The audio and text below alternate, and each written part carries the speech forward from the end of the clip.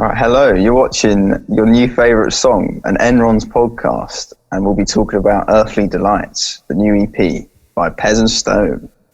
Hey.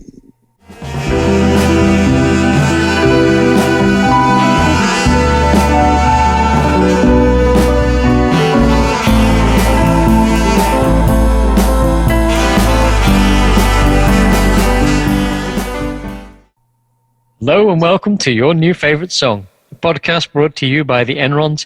Each week we will feature a recently released song from an independent artist. My name is Bernard Ennis and I will be your host. Today I'll be speaking to Bernie Stone and Alex Pezeshkian about their collaboration EP, Earthly Delights. Hi guys, good evening. Hello. Hello, evening. Good evening. Right, well we spoke before to each of you in turn, and so the listener, anybody who's listening will probably know you already. So what I would like to do is I would like to talk to you guys this evening about the EP that you brought out just recently, Earthly Delights, with the ice cream theme. So maybe we could talk a little bit about the ice cream theme first before we go into the EP. The ice cream theme, well, sort of just happened. We had the first song, which was called Ice Cream Lady. And I think that was just the inspiration for it. Like the ice creams, we've got the theme already, and let's build upon this. Hence the cast of very strange-looking ice creams that you can see on the album cover down here. Yeah, that's what we went for. We went wild. You went wild with the ice cream, and of course there's an ice cream van as well going around somewhere around the world. It's been spotted. Bernie's seen it in quite a few precarious places. Oh yeah, it gets around. It's also been spotted on our Facebook page, so it's been around. Yeah. Big fuel costs. A big fuel cost. So what I wanted to talk to you about, what we'd like to do is let's go through all of each of the individual songs on the EP, and then talk a little bit about what's happening in that song that people should listen to that they probably wouldn't hear if they didn't listen to this podcast. Well, we can start with the first one. We'll start with the first one. Yeah. Which is the main one, Ice Cream Lady. Ice Cream Lady. Is that the first track on the EP? Indeed it is, yeah. And it was the first track that we sort of worked on for the EP as well. Yeah, I think I wrote the guitar and a bit of the lyrics. And then I was like, hey, Bertie, I just kind of said it to him, like, what could he do? And then he sent me back like all these like sax lines, and I was like, yeah, this is going to be a very good album. Yeah, but it sounded very legit. The drum beat though, didn't it? It started with a drum beat. Yeah. We wanted some new drums to work with, and come up with the ice cream, and that was the beginning of the ice cream dream. The beginning of the end. The beginning of the end. So what's the bit that you want to highlight in this song? At 2 minutes, there's what would you call it, Bernie? Is it a bridge or like an ending section? It's like when all the saxophones come in, and it's sort of the ending section. It's a fade out section. The coda. Very nice. Yeah, and but it doesn't really return to its original form after that sort of transition. Like the second half of the song and outro sort of thing. Yeah, and it's just, I think the saxophones come in like really hot. That's probably for me, that's my main point of the song, because obviously the saxophones. I've never done a song with saxophone or like worked with anyone who's.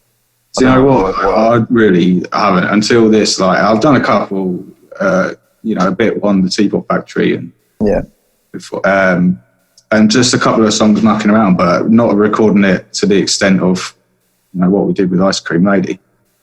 So that was. You don't think that when you listen to it, like it sounds like proper, like studio sax. If you heard the outtakes, though, fucking hell. Yeah, trial and error, mate. Trial and error. So they're not actual saxophones. Oh yeah, it is all sax. It's real. Yeah, it's real. Playing the saxophone. Yeah. There was just a lot of takes to kind of get it how it eventually sounded, and a lot of rearranging, and like said, trial and error. If you heard the original demo, it's not far off how we ended up, but the saxophone's a bit all over the place. It's kind of crowding the overall track. But I think same with all the elements really. Like it was just to get that rough idea. We were like, oh, we need to like make this a bit more radio ready. If that makes sense. Like, yeah, he kind of like lay down all the stone and then carve it out. 2 minutes is when it goes straight into that dreamy section and saxophones hit.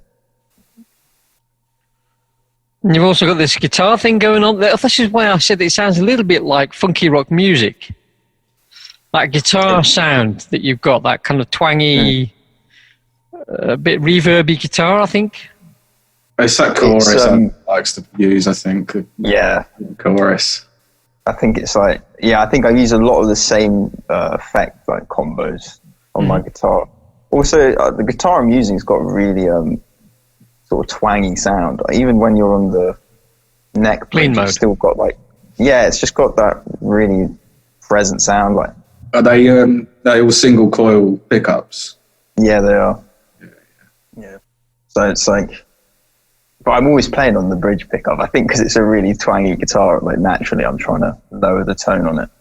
It's really good. What I forgot to say is actually Ice Cream Lady has a Lenny Kravitz. You didn't mention that, and when I saw it, I was like, I didn't even know that. I was like, oh shit, Lenny Kravitz can be knocking on my door any day now. No, it never occurred to me until you mentioned it, but I see that it's the little flute bit, isn't it?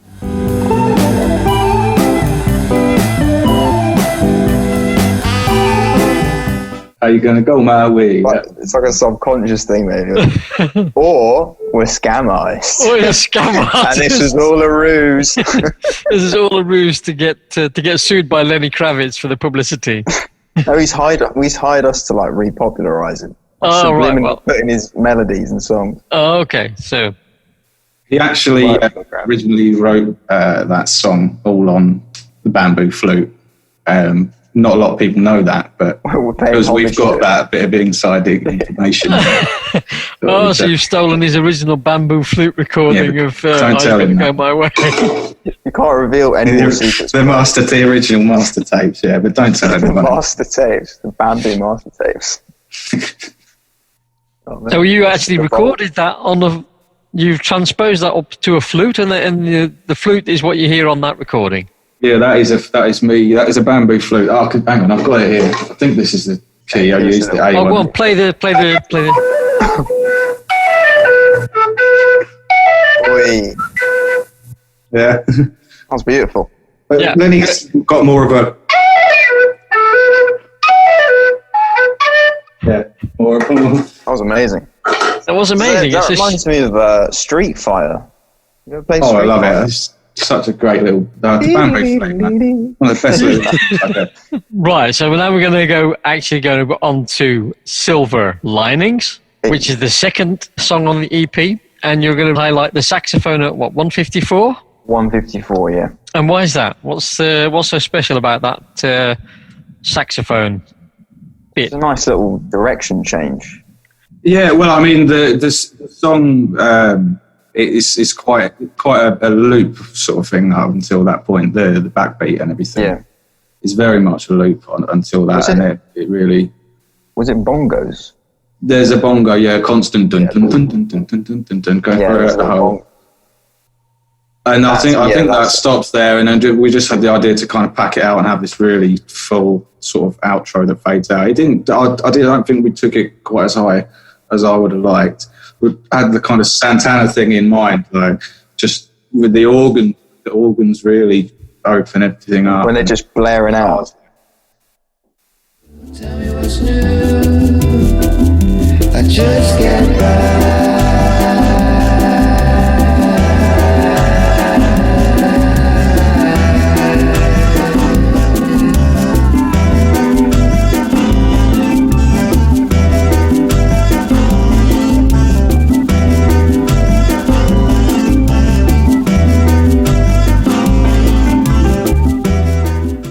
It's not really a change in tempo, it's just a change in kind of feel. It's like it picks up the pace a bit, and I think that because I got the bongos first, the bongo track. Mm-hmm. Well, this is very upbeat, And we're just like, yeah, this is good. This is like a nice little change. But the third song, it's nice to be in the middle there. You got Ice Cream Lady, which is kind of like middle speed, if you want to say that. Yeah. Silver Lining's quite quick, and then you go really slow to Purple Star. Which is, in fact, the channeled David Bowie song. Oh, yes. Yeah? Yes, indeed. I was going to say for Silver Linings, I was thinking about Fleetwood Mac. I don't know if it comes across. Oh, yeah, I could hear what they would do with that song. Like, yeah, Fleetwood Mac, definitely. Purple Star was, fully David Bowie trying to like do that. With Labyrinth, you said, wasn't it? Or you said Yeah. It sounds. I mean, the vocal sounds very David Bowie. Yeah. So you're saying it's basically that's a complete change in tempo, which from the kind of up tempo Silver Lining to the Purple Star. So what's the hook or the part of this song that you think this is where something happens that you want to tell? There's a lot of hooks in this song. To be honest with you, and there's a nice little I don't want to call it reggae. You know that Purple Alien woman bit, Bernie? Is that reggae singing? I don't really know. It's sort of like it's a big change it's like a genre change, and then it just goes back to the song again. I never really thought about it like that, but it's definitely a distinctive moment. Yeah, it's a weird vocal. It's quite high vocal. But then there's also a cheeky guitar solo at 2:38.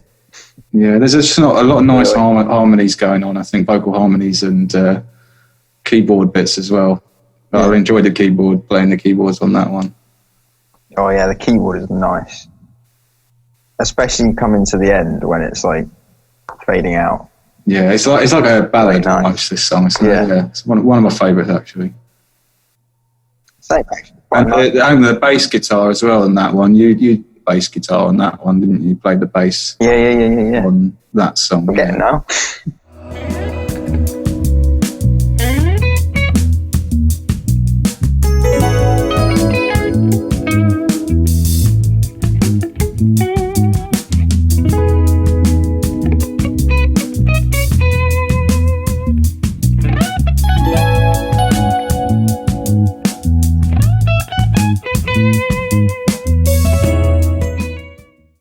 When you guys are making a song like that, you're composing a song like that, do you compose that so that they are doing different things, so that one of them is doing something that will support the others?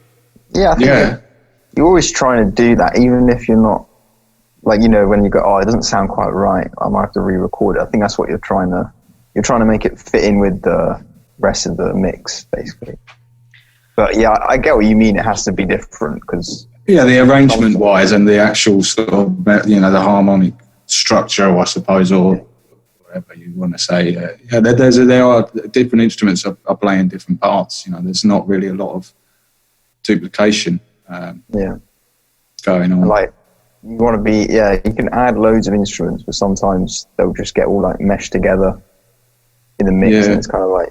I mean, it was typical with the bass line. Alex would probably have 3 guitar tracks, never doing the same things. There'd be a nice bit of rhythm and a couple of leads that you can pan left and right that are, they're doing their own thing. And then, I might stack up a few guitars as well, kind of arpeggiated and chords. And it's, just whatever. You're just putting like pieces, adding pieces slowly that...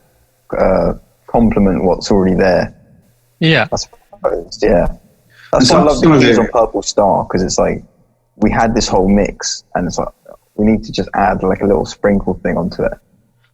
And then there's little keys there, like, ooh. And what is it? What is the sprinkle that you've done? What's the, musically speaking, I mean? I think, well, for example, with the keys, we already had the bass, the rhythm, the vocals, like, so all the low end stuff's kind of like there. It's like you're feeling the low end stuff in your ears, like the mid end stuff. So it's like there's this little high end area where like you're kind of missing out on. You could put melodies or something on there, and I don't know. It's just that extra. It's like you could look at it as like a shape or something, like an unfinished shape. I saw in my mind the keys are like this little bit at the top that was missing.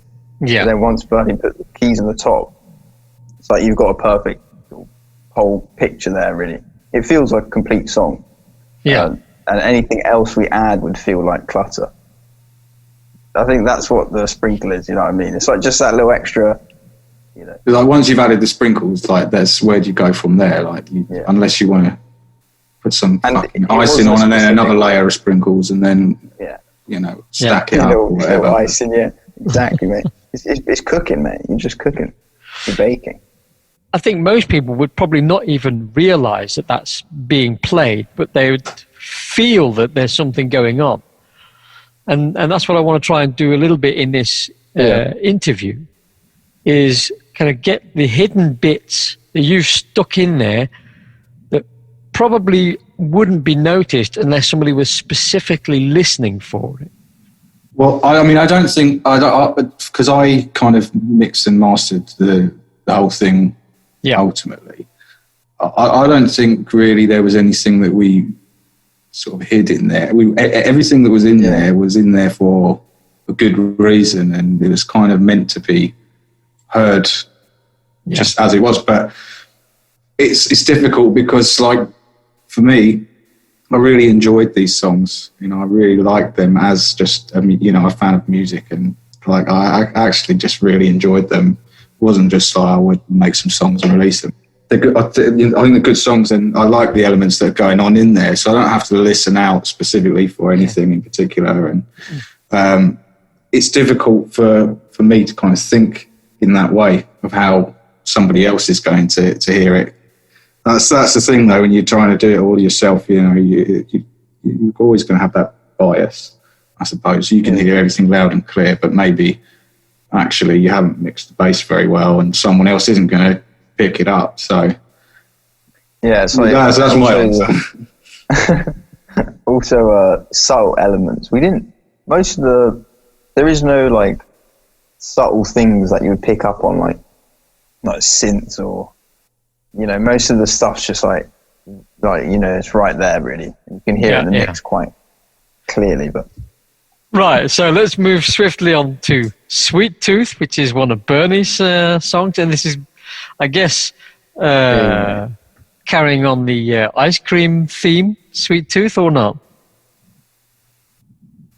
Absolutely, yeah. I mean, we were heavy into the whole concept of, you know, Ice Cream Lady obviously was the first song, and we snowballed from there with it. So by this point, I knew I wanted to just have a little upbeat kind of rock and roll jaunty number. You know, like on ELO albums, the last track on every album is always a great little rock and roll and that sort of number. Yeah. Rock anthem. No, not a rock anthem, but just a short like bop, just like a Jeff Lynne paying tribute to his rock and roll heroes sort of thing. That's all I think about a bit. Hold on tight to dreams. Hold on tight to dreams. Yeah, hold on tight. Yeah. What's the other one? What are the other ones? You know, I'm trying to think now. What can't I even think? But I love ELO. It's just my mind's gone blank. Birmingham Blues and things like that. But yeah, anyway, like I'm a massive fan of Jeff Lynne, Roy Wood, The Move, things like that. Anytime I try and take the lead vocal, there's a lot of that sort of influence there, and it's just a fun sort of song. I really tried to build up to fit the theme, really, and I don't know. Guitar solo in there. Yeah, it's just it's a short, sweet. I think tells a little story. Probably no one else would really understand quite what's going on. It'd be interesting actually to know like what anyone else gets out of it, because obviously we created this sort of universe that we currently reside in. And, this is where we live now. It's just be interesting actually to know. That's the best way to describe it. What others get out of it. But yeah, it seems to be the little story of like wanting a bit of help to sell ice creams, you know, and it's quite literally told in that way. Especially, you know, the current times. Ice cream makes people happy, innit? You need a bit more ice cream in the world. Yeah. There we go. Yeah. There's a bit of that's the best way I can kind of describe that one. Yeah, I wanted it to be a sort of pace changer, maybe, because I'd only really intend maybe to have one of my own sort of songs on here at the pace that Alex was writing them. It's like,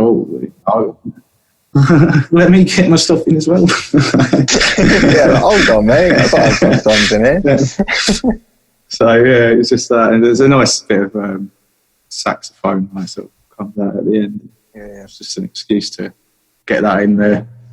Yeah, I gotta have to. So I mean, you've got a saxophone in kind of just about every song, I think, on this EP so far. Most songs, yeah. I think that was the spirit instrument for this album, I think. Yeah. And it just makes everything sound really good. And especially like on Silver Lining and Ice Cream Lady, the fade outs. Yeah.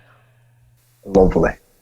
It's a big thing for me, so to put out music with that, because I don't define myself by any means as a saxophone player. You know, I suppose technically I am, because I've got a saxophone and I play it, but you know, I've never had a lesson. I've just sort of figured it out as much as I can, looked at the fingering charts and a couple of YouTube tutorials and that. But if anything was wrong with that saxophone, I wouldn't have a clue what to do with it. Like, there's probably plenty of issues going on with it, like it's a cheap thing online. So, but I don't know. I just try and be careful with it and get the best sound I can. But like I say, there's a lot of takes. I feel like it's a harder instrument to record.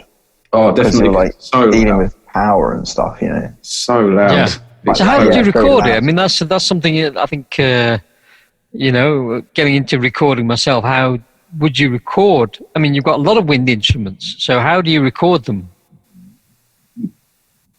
Well, the saxophone, it's easy, to be honest, actually. It's easier than you think. Just don't sort of have to play into the microphone because it's so loud. It fills up so much space. There's a sweet spot. Just try and find a sweet spot, really. Just, have your headphones on, listen to what the microphone's picking up, and just mess with the position that you're in until you find something nice. I can't remember if I recorded with a dynamic or the condenser on the album. I can't remember. So I mean, you're there with your headphones on, lovely, and the mic somewhere. So you're kind of playing and listening to what you're recording, or have you got somebody else helping you out with the recording? Oh no, it's all me. It was all me. Yeah, one man show. Yeah, that's how Bernie Stone does things. That's how I roll. So if you know, because you know, you've got this sound that you're producing with a saxophone, and you're listening to also in your headphones. How can you distinguish between where the sweet spot is? You know, how do you do that you've got? Well, I said like record it and listen back as well, of course. But you know, there is a certain amount of monitoring you can get, even though it's so loud. There is a certain amount of what you say, feedback you can get really from what you're hearing on the headphones in relation to, you know, where you are, your position with the microphone. But like I say, obviously that, and combined with recording it and just seeing what works. But it's nice to put it out and kind of get a good reaction with the saxophone. It always surprised me, really. But I love the instrument. I always wanted to get one, and I'm so pleased with the progress I have been able to make on it. But it is a difficult beast. Yeah, and this is a tenor saxophone? Bragging, mate. No, it's just an alto, however you want to say. How do you pronounce that, Bernard? Alto. Dictionary corner. Alto saxophone.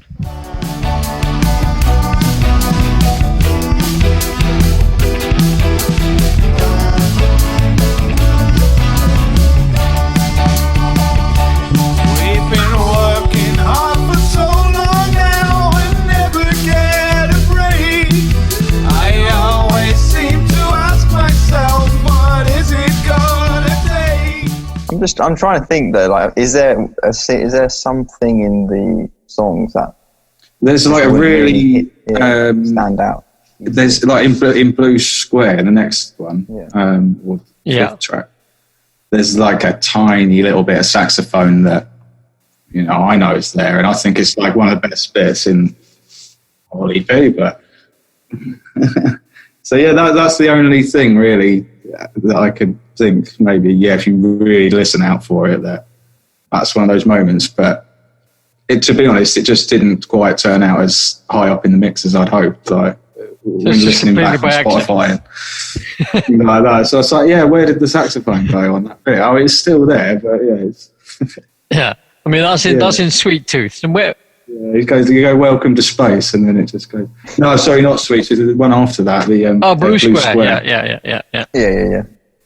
Yeah, Sweet Tooth is chock full of saxophone. Like you ain't got to listen out for that because it's there. It's in your ear holes.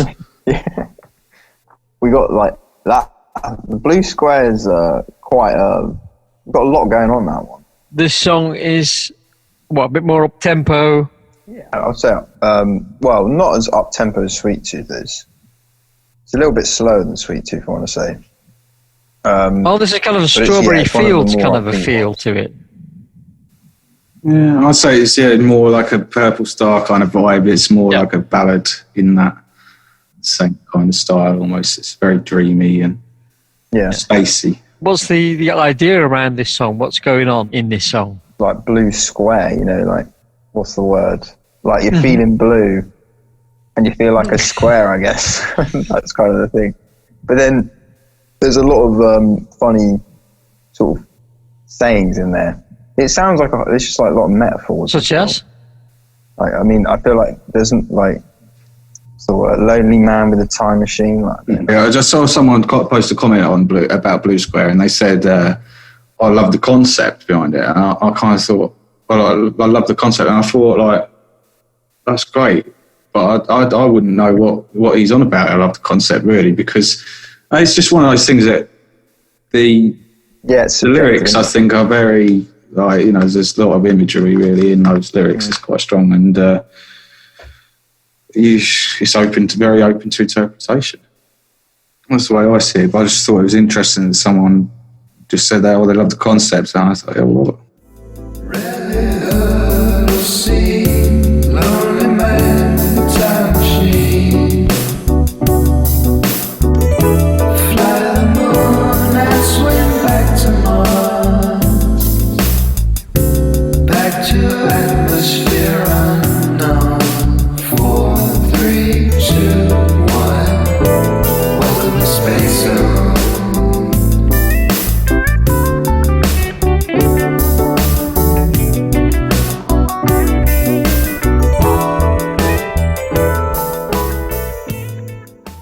You've got a whole lot of reverb on your voice there, or not? Yeah, on Blue Square there's a lot of reverb at the beginning. And it's a weird vocal line. I don't know if you know this. It's an artist called Louis Cole. No, I don't know. He's sort of he's more of a YouTube artist than he is anywhere else, but he does that kind of quick singing style. And I was listening to that before I recorded, so I was like, I'm going to try this weird singing style. What is that? What is that? What is quick singing style? I mean, I don't know what that is. Like, you're just briefly singing the words. Like, I'm explaining it really badly, but it's not even a singing style, really. So you mean like the line where you go, "You are not a square if you don't go there," like that? It's quite it's a bit short. Oh, one syllable. Yeah. One syllable. That's the one. Yeah, see, we don't know these terminology. Yeah, man, we need Bernard. How long did it take for us to come up with what is the hook in each song? Like, geez, I'm sorry, Bernard. Yeah, so Blue in a couple of the lines, syllabic intro. That's how we should do it. That's how we should do it in the review. Like the monosyllabic intro. Soliloquy. I like that. Just to alienate the fans.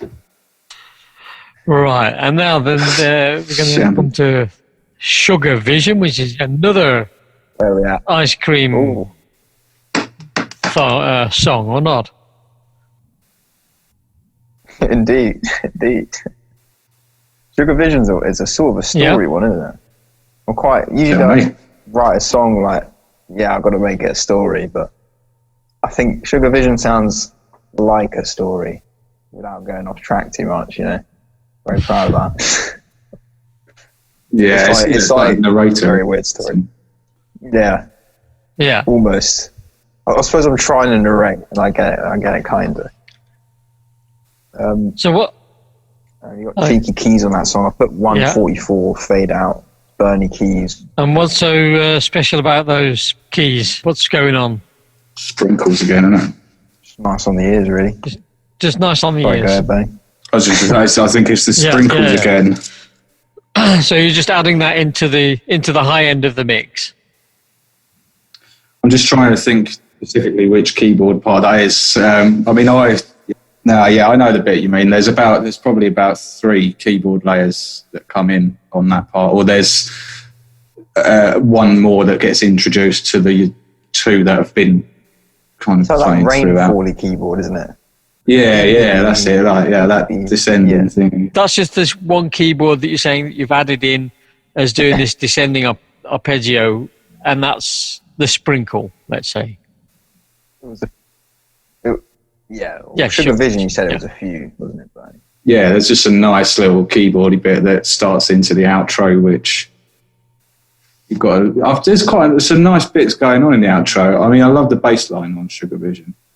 I think it's a pretty nice kind of thing. And again, I'm very insecure about my kind of bass playing and with the saxophone as well. So it's always nice when it turns out good like that. Yeah, actually, the bass made the song a lot more like head boppy. Like the rhythm feels a lot more like present with the bass in there. Yeah. And it's strange because at times I think it shouldn't really work, but it just does. Yeah. It just kind of does. Falls into place. It's like, yeah, and there's a few little bits on that outro where you're doing lead guitar, and then I've tried to kind of mix up the keyboard a little bit to accompany some of the lead bits you're doing. So it's more like a jam on that outro, which I like. It's more like a kind of, there's a bit of riffing going on between us sort of thing. Ever since that day, I never seen that mystic woman that much. I miss it, just like the sugar rush.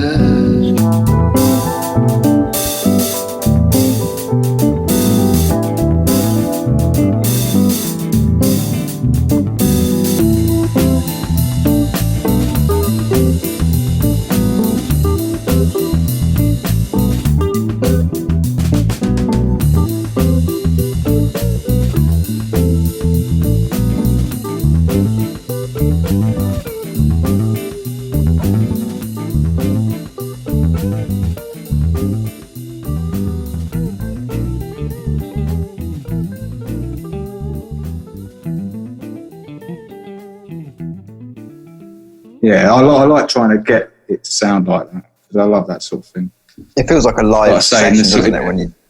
When it comes out like that. Do you guys jam live, kind of virtually, or never? Never. So jam. This whole session of what you're saying is it sounds like a jam. It's really quite unique because you never actually played in the same room or even at the same time. No, I think that we're on the same page though, musically, we're quite close at least.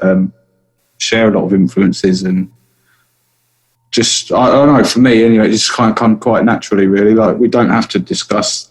I don't think once we ever said this is the chord progression for this song. We didn't. So it was like that. I see what you mean. It's just like a jam there because you're just fucking playing and figuring it out. Building out bit by bit. It's like a jam, but one guy does something and then the other one adds something, and it's like, I mean, it's almost like a jam, but it's not spontaneous. You're taking a minute to listen to what the other person's done. Slowly add to it. Yeah, it's like I said with Bernie and Amutha, it's kind of a musical dialogue. But that was more of like a kind of musical dialogue between strangers getting to know each other's language, But I suppose with this EP, we're talking the same language from the start. You know, we haven't really had to a lot easier. teach each other anything. Yeah. And we listened to a lot of the same stuff around the same time as well, because of the playlists that Alex was making. Like, he's made a few playlists. I still listen to all the time. They're bloody brilliant. But you've got to check the Stone. Nacho. You've got to check the Stone selection ones as well. The ones Bernie's putting together. The weekly one. Oh yeah, that's probably good. Oh yeah, there's the weekly one. Yeah, but yeah, I mean, like a lot of the a lot of these stuff on the playlist we were listening to and kind of, oh, that's a great song. Yeah, have you heard this one? Have you heard this one?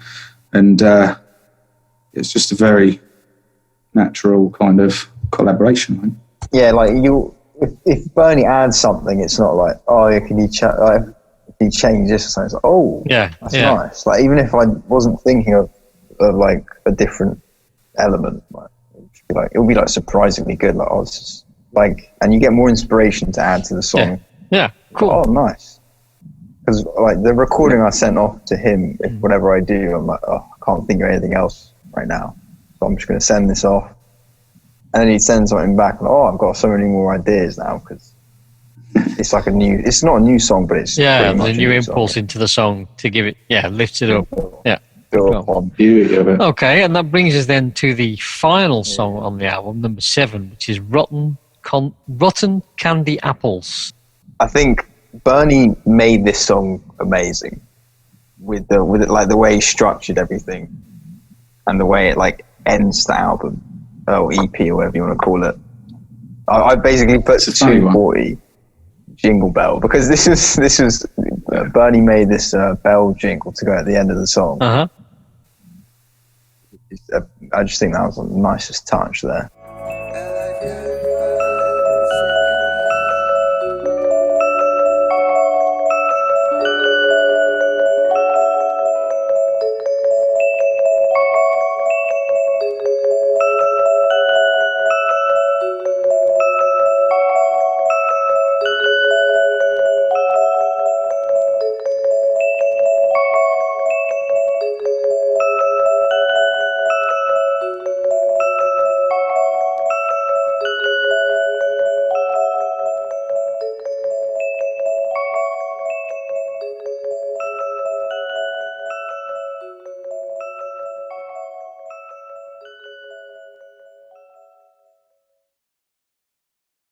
So 240 is the Jingle Bells. So, I mean, what happens before the Jingle Bells that makes this... describe the song for us.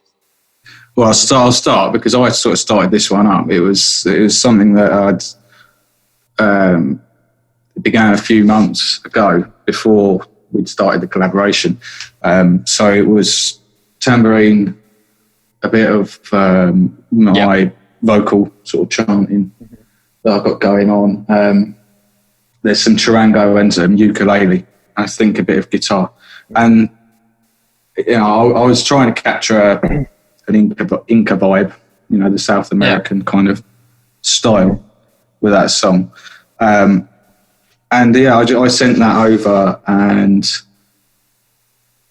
I'm just trying to, you sent the lyrics back, and it just like the vocals back, and it just completely transformed it for me.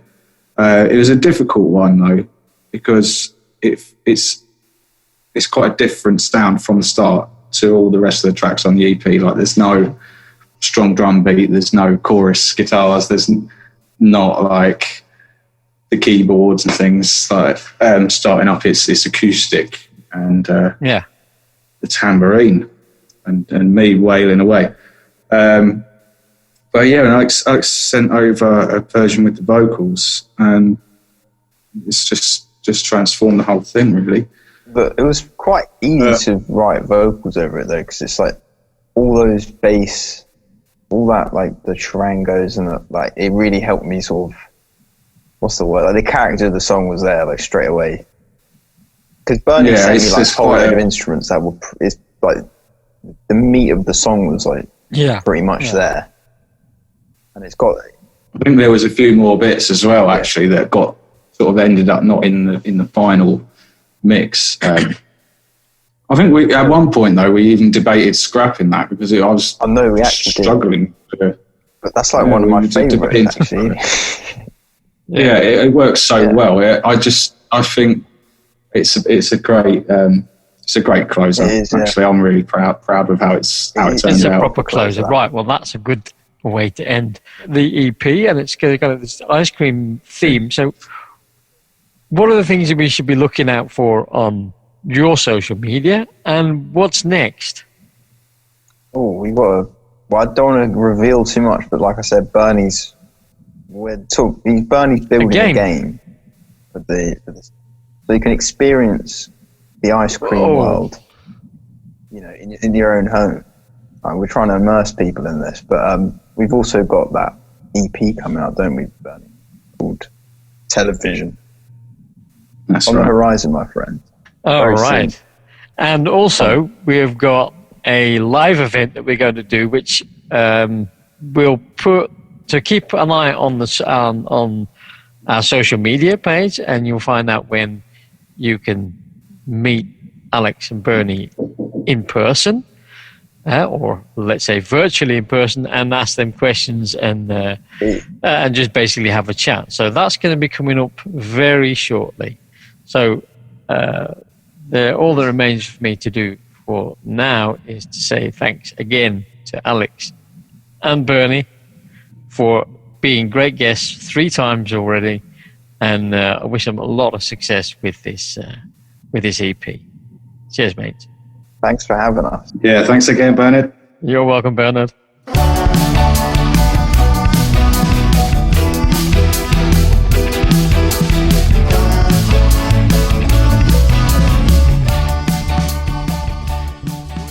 We hope you enjoyed this podcast and that you come away with an appreciation of the creative process and, more importantly, have found your new favourite song. All of the songs featured in the show are on our Spotify playlist, the Enron's New Favourites, and you can find all the links mentioned in the podcast in the show notes below. On Sunday the 23rd of November, there will be a chance to meet Alex, Bernie and myself in our first ever live podcast on our YouTube channel. The feed starts at 7 p.m. Greenwich Mean Time, and anyone can join in the conversation.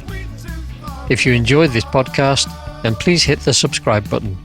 If you want to help us to continue making and growing the podcast as well as releasing new music, then you can either buy us a coffee or become a regular patron. See the show notes for details. If you're not in the financial position to do that, then you can also help out by leaving a rating and a review on iTunes. Next week, I'll be talking to David Thompson about his views on the true nature of original sin. Thank you for listening, and see you next week. So we can sell more ice cream as we travel distant lands. Come on to